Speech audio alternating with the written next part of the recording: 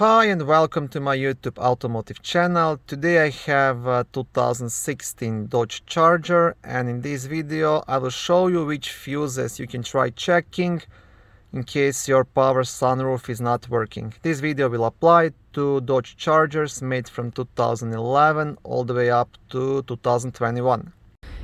The fuse box you need is located in the trunk area, just next to the battery, so you want to leave this cover that's covering the spare tire, and here is your battery, and next to the battery will be the fuse box. Now to open it up, there is like a small clip on this side. You want to push it and leave the cover straight up, and then just wiggle it out. And on the back side of the cover you'll also have a fuse diagram which can help you out.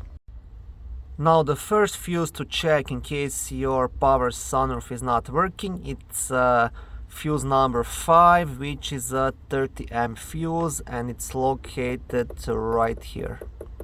So this is the first one to check.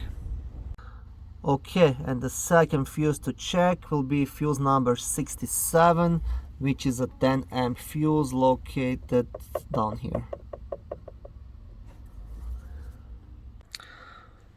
Okay, thank you for watching this short video. I hope it was helpful. If it was, please like it and consider subscribing to my YouTube automotive channel. On my channel there is lots of how-to videos, do-it-yourself videos, car reviews, product reviews and other similar automotive topics.